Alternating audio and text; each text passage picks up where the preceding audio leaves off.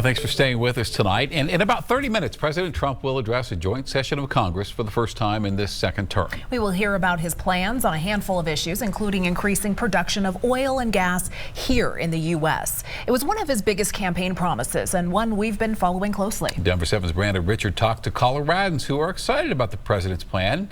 Others, though, aren't on board. Just 3 miles from the heart of downtown Denver lies a neighborhood that some say feels forgotten.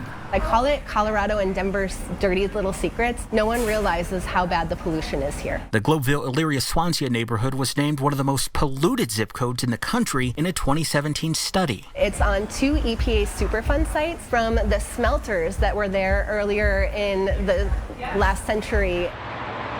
But today it's surrounded by highways, railroads, a gas plant, the Suncor refinery, Purina, asphalt, and 80 other industrial areas. Harmony Cummings is a former oil and gas industry worker who's now on a different mission. I feel a very strong need to repent for the things that I was a part of, which is why I'm an environmental organizer and activist today. A few years ago, she opened the Greenhouse Connection Center in the neighborhood as a gathering space for community members. And we pair music, movement, and the arts with elevating community voice, environmental policy work, and healing. But keeping the center going takes resources. Funding. Funding is definitely the biggest concern for small organizations like ours. Harmony's hopes for an EPA grant faded when Trump's team started pausing funding for many climate projects.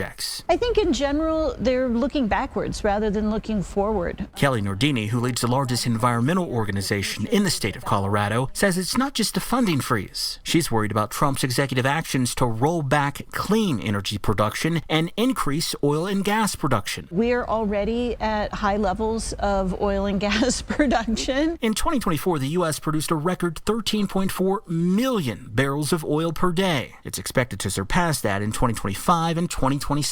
And the U.S. remained the world's top natural gas producer for the 15th straight year. Really what we see the rest of the world doing is looking to evolve and get ahead of the curve and move in the direction of solar and wind. Looking backwards is not going to be a good energy policy for this country. But Chelsea Mara sees it from a different perspective. She's the executive director of West Slope, Colorado Oil and Gas Association in Western Colorado. I think it takes all of us to create the energy required for Americans to not just survive but thrive. She says Trump's moves to open more federal lands for oil and gas exploration is a win for American businesses and consumers. Producing our oil and natural gas resources here in the U.S. and specifically in Colorado makes a whole lot of sense. We produce it safer, cleaner, better than anywhere else in the world. As for Harmony, she plans to keep fighting against the oil and gas industry. They don't care about the workforce. They don't care about the working families here.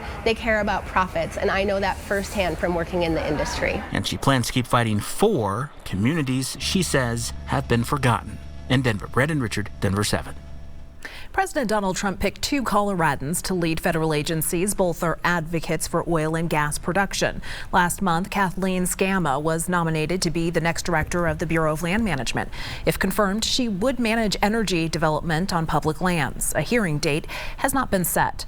Then in early February, Chris Wright was confirmed as Energy Secretary. He is the CEO of Denver-based Liberty Energy. Wright has been a vocal critic of efforts to fight climate change.